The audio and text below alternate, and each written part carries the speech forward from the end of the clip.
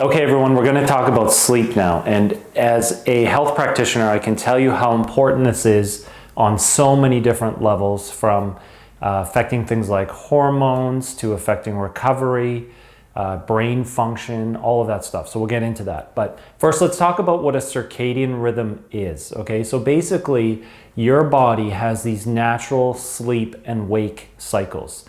And there's been a lot of research, especially lately, I've read on different types of almost like chronotypes. So you'll find some people need more sleep than others, and there's actually truth to that. So what I really recommend for patients is a couple things. One, trying to understand how much your body needs for sleep and trying to understand the patterns. So there are some people that are they're naturally up early in the morning. They wake up without an alarm. They feel really good in the morning. They have great morning energy, and they're naturally tend to go to bed earlier at night, just natural cycles. I've got one kid that's like that. And then you got other people and other kids that they naturally would sleep in more. They would have more energy throughout the day. They are not as tired at night. They're harder to get to bed. And I have another kid that's like that. And that's how I am. I'm actually just naturally gain energy throughout the day. I'm a little slow to start. So I've never been one of these people that's up at 5 in the morning.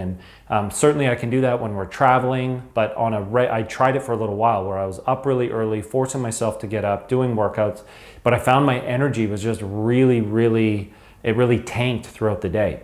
So I think this is very individual, right? You have to figure out for your body. I don't think there's any one size fits all that says you need to go to bed at this time, you need to wake up at this time, but you do need to pay attention to rhythms and biological rhythms that are ingrained genetically in your body. So these circadian rhythms, or these sleep-wake cycles, are really important to pay attention to. So here's some ways that you can optimize this. So one of the best things that you can do when you wake up in the morning is that you try and expose yourself to some type of light. So if you can't go outside, you want to get into a really bright window, because being in natural light, it tells your brain, tells your body, okay, it's time to wake up. And it starts this hormonal cycle that says, all right, we're ready for our day. And what happens is it sets this timing so that 12 hours later, you will start to get this wind down effect that says, okay, now I'm ready to sleep. So I really think technology is a big problem for a lot of people. And I can be guilty of this too, where sometimes you go to bed and you go to bed with your phone, or the last thing you do is you're scrolling through your Facebook feed or your Instagram feed or something. And it really is one of the worst things that you could do before you go to bed. So you want to make sure that you really are limiting like blue light later at night. So on your computer screen or on your device, you want to really limit that as you say past 9 o'clock at night. Now, one of the things, if you can wake up in the morning, you get some natural light right away. The other thing I tell people to do first thing in the morning is get a glass of water, because through the night you've been, breathing hard, and you've been just giving off a lot of moisture, and most people are dehydrated first thing in the morning. So it's a great habit. It's the very first thing for me, I sleep upstairs, so I come downstairs, I get a glass of water, and I'll start to do some of my morning routine in either outside. So I'll either go outside right away, or I'll be we have a sunroom area, so I'll start doing some of my stretches or yoga in that well-lit room, so that the natural light, it tells your brain, okay, we're ready for our day.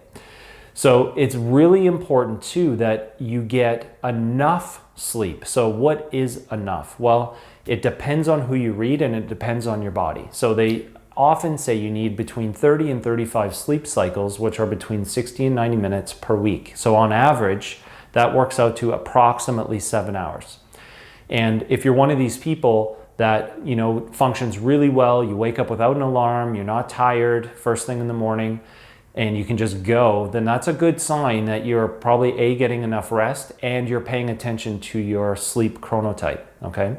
If you're a person that is just really dragging it in the morning, but then at nighttime, you're laying there in bed, and we call this wired and tired, where you're basically, your body's tired, but your brain hasn't shut off, you probably have some type of adrenal dysfunction going on, and possibly some cortisol dysfunction. So that's something you want to look into. So adrenal dysfunction or fatigue, it's one of the things that is a little bit hard to pick up in a blood test, but through naturopath, they can do saliva testing and you can get a really good idea of your cortisol levels throughout the day. So it's a test that's done, they usually do 4 times per day. So, first thing in the morning, and then at lunchtime, and then after supper, and then before you go to bed. And you can get an actual graph that shows you where your cortisol levels are compared to where they should be. So just a little side note in case you are one of these people that's fatigued or is really tired, but then at nighttime you can't go to sleep. So the next thing we want to talk about is really getting good routines before you go to bed. So we already mentioned trying to limit your devices, which I think is really good. Whenever I feel like I need a great sleep, one of the things I'll do too is I'll take a hot bath with Epsom salts. And I find if I do that before I go to bed, I sleep I sleep so deep. And I actually use something called an Aura ring so I can track the different types of sleeps that I have throughout the week. And I can tell you there are definitely things that will trigger great sleeps for me, like a hot Epsom salts bath, and things that don't. Like if I have too much alcohol or something at nighttime, I have a terrible sleep. I know it affects my sleep, and I can actually measure it in the morning, and it shows me, geez, I wasn't restful, it wasn't deep sleep. And so I know things like that affect me. So on days like that, if I know I've had not a great sleep, I'll often try and plan for a nap if it's on the weekend and I can get an extra 30-minute nap in. That's a really good strategy. So if you can, if you don't sleep great at night, but you have a window where you can take a nap, you can actually in 30 minutes or so, you can get back one of those sleep cycles. So it's really important that, you get enough sleep through your week. Otherwise, what happens is your body, this is another area that your body starts to break down. And so here are some of the things that can happen when you don't have enough sleep. So we do know this, that they've studied people and they've decreased the amount of sleep to say 5 or 6 hours per night. And these people, they gain weight over time. And there's 2 reasons why that is. One of the reasons is because it changes your cravings for different types of foods. And it often pushes people to more carbohydrate and sugar foods. And the second thing that it does is it affects your hormones related to appetite, like hunger, and also when you're satisfied, like, okay, I don't need to eat as I'm good, right? So you have these natural shut-off mechanisms and these hormones that control A, when you're hungry, and B, when you're full. And when you're sleep deprived, it messes up those signals and it messes up those hormones. It can also change things like growth hormone. So one of the things, when people work out a lot, I've seen this with people that they never fully recover, or they're always injured, or they're always sore. And one of the things that can really help is getting enough deep sleep, because that triggers a recovery hormone like growth hormone, where your body can actually heal properly so that you're not always injured or always hurt. So if you're one of those people that's working out a ton, one of your best tools, one of your best recovery tools should be high quality sleep, because that's one of the best things that you can do to reset your hormones. It's also really important, I know, for guys with, if you have low testosterone at all, it's another thing that can definitely affect your testosterone levels, is how much sleep you get at night.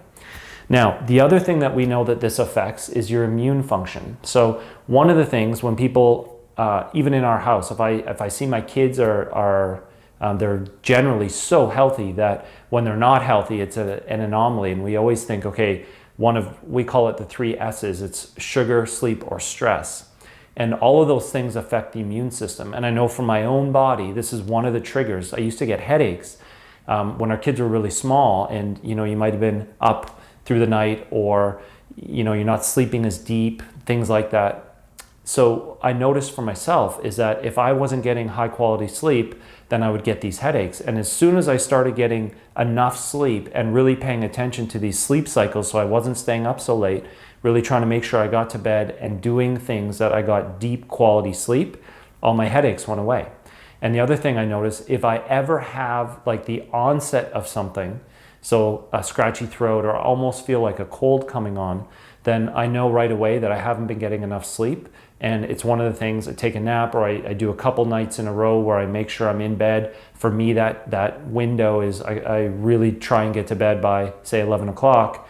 Then I know I'm setting myself up for success. So It's really important for your immune system. And we know for sure that if you're not getting enough sleep, it's definitely going to affect things like your mood, and it can also affect things like your ability to focus, brain fog, those types of things. So we really want to make sure we're paying enough attention to how well we're sleeping, and also making sure it's not just how much you sleep, but it's the quality of sleep. So I found for me, getting a little sleep tracker has been helpful, because it just helps me remind myself, because it tells me when I got to bed, it tells me if I woke up through the night, it tells me how much deep sleep I got. So I do enjoy having that. I'm not obsessed with it, but I do know for sure, for so many people, for them to optimize their health, optimize their hormones, optimize your brain health, you need to optimize your sleep.